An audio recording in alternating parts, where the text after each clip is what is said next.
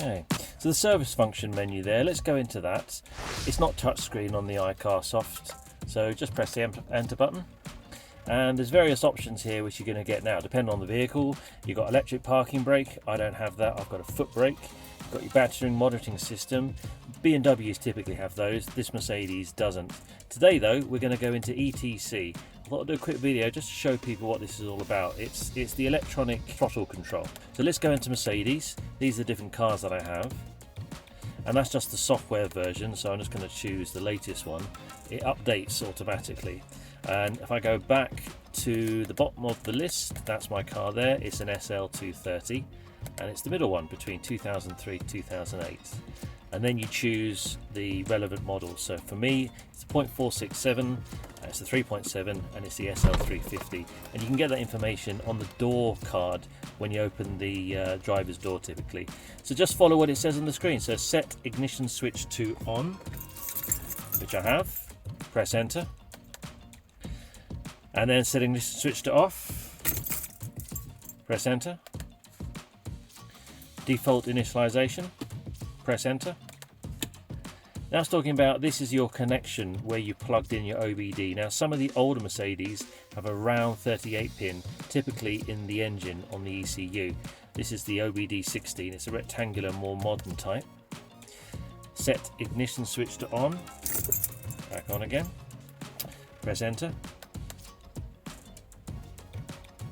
And this is where it's now going to do a reset. So the default initialization erases the following self-adaptations.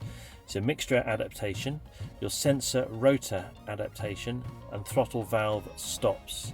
And it's got preconditions: ignition must be on, engine should not be running, and vehicle is stationary. And then you would press F2. Now I'm not going to do that, because I'm quite happy the way that this car is set up, and pretty much all the Mercedes I've had, E-classes, even the Mercedes 190, the CLK and the C-Class, you can actually do the adaptation by pressing and holding either the throttle and turning the car on, or the brake. But sometimes it's just easier just to, if you've got an iCarsoft, is actually just to let it do its thing. Now the throttle adaptations, over time, the car actually gets to learn your driving style, the manner in which you put your foot on the throttle, even to the point of the gear changes, etc. It starts to get familiar with your driving habits. So let's say you bought a car and it wasn't quite feeling right, then you can go into your ETC reset, give it a factory reset, or go back to the way that it was. I've also had it before where I've cleaned around the ETC and it hasn't been quite right, so I've had to do the reset there to get it back to where it was, and then just start driving the vehicle again, and then it got better over time. So I've used this iCarsoft for years. I've got 10 cars on it, and it's been absolutely invaluable, and it's paid for itself honestly time after time. It's such a good little bit of kit.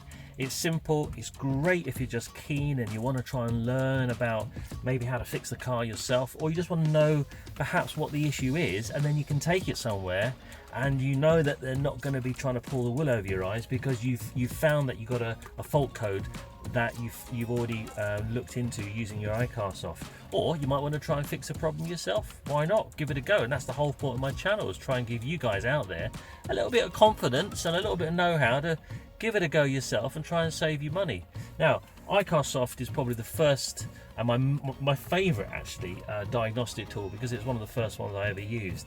But in recent times I've moved on. I've got a nice Maxicom Autel, which there's lots of videos, a little playlist at the end of this video, and I've just recently been given the Launch Elite as well. This is a lovely little device. I'm going to do a little comparison actually between this and my iCarsoft. It does a little bit more, in fact it does quite a lot more to be fair. It's bi-directional. You can see that they're pretty much like for like in terms of size. In fact this one is even more compact.